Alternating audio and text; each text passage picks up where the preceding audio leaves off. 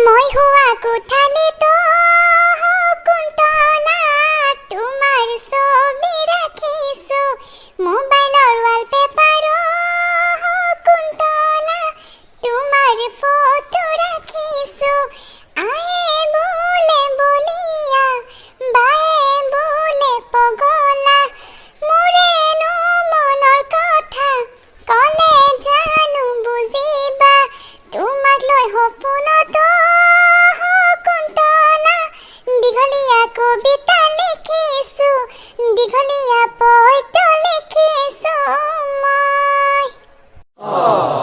এই দুষ্টিটো মাও বাইজনী অকণ বেছি আৰু ন তই নম্বৰৰ ৱালত ফটো থলিয়ে তই খোৱা কথালে যেনিবা ছবি থলিয়ে এইবিলাক তই পগলা বলিয়া হৈ গ'লি আৰু বেছি অলপমান এ নকবি আৰু মোৰ দুখৰ কথা বুজিছনে একো এটা কৰিব নোৱাৰে মাও পাই পা গুড মৰ্নিং তহঁতক মই বহুদিনতে কিবা বিষয় এটাৰ ওপৰত ৰচনা এখন লিখিম বুলি কৈছোঁ নহয় তহঁতি লিখিল নাই বাৰু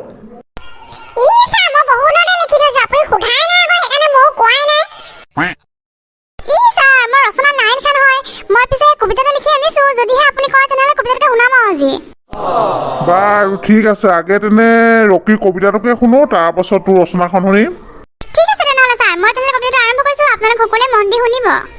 আজি কবিতাটোৰ শিৰোনাম হৈছে মাইক্ৰ ফাইনেন্সৰ লোন আৰু কবি হৈছে মিষ্টাৰ ৰকি বৰুৱা কেইমাহমানৰ আগতে মই লৈছিলোঁ মাইক্ৰ ফাইনেন্সৰ লোন এতিয়াহে বুজিছোঁ ইয়াৰ ধাৰ মৰা ৰাস্তাটো কিন্তু নহয় ইমান পোন ভাবিছিলোঁ মই লোন লৈ ব্যৱসায় এটা কৰিম ব্যৱসায় কৰা নহ'ল পিছে ল'লোঁ বাইক আৰু মোবাইল ফোন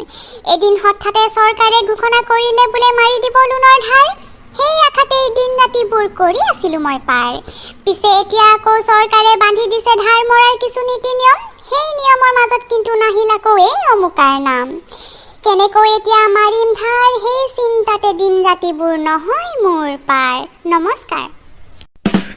ৰকি তই ব্যৱসায় কৰিম বুলি মানে লোন লৈ পিনে তই বাইক আৰু মোবাইলহে কিনিলি নে বৰ সাংঘাতিক কবিতা লিখিলি দেই তই বাৰু ভালেই হৈছে কবিতাটো বাৰু ঠিক আছে তেনে আমি এতিয়া বিকি ভাগৰ ৰচনাখন শুনো ঠিক আছে ছাৰ তেনেহ'লে মই লিখি অনা ৰচনাখন এতিয়া মই আৰম্ভ কৰোঁ ছাৰ মই আজি ৰচনাখন মোবাইলৰ ওপৰত লিখিছোঁ এতিয়া মই ৰচনাখন গাই গৈছোঁ ছাৰ মোবাইলটো হৈছে এটা সৰু পকেটত লৈ থাকিব পৰা বস্তু ল'ৰাবোৰে পকেটত লৈ থাকে কিন্তু ছোৱালীবোৰে মানুহক দেখুৱাই হাততে লৈ ফুৰে আৰু যদিহে কেনেবাকৈ মোবাইলৰ পাছফালে এটা আধা খোৱা আপেলৰ চিন থাকে তেন্তে সেইটো মোবাইল কেতিয়াও পকেটত সোমাই নাথাকে হাততে দেখা পোৱা যায় মোবাইলটো ওলোৱাৰ পৰা কিছুমান সুবিধা আৰু কিছুমান অসুবিধা হৈছে সুবিধাবোৰ হৈছে মোবাইলৰ জৰিয়তে বহুতো কথা জানিব পাৰি দেশ বিদেশৰ সকলো কথা পলকতে গম পাব পাৰি আৰু ল'ৰাবোৰে ফেচবুকৰ জৰিয়তে বিভিন্ন ঠাইত থকা বিভিন্ন ছোৱালীৰ লগত পতাই চেনি খাব পাৰে আৰু ল'ৰা ছোৱালীবোৰ দেখিবলৈ যেনেকুৱা হ'লেও মোবাইলত থকা বিভিন্ন এপৰ জৰিয়তে নিজকে সুন্দৰ কৰি ফটো মাৰি হোৱাটছএপ ফেচবুকত আপলোড দিব পাৰে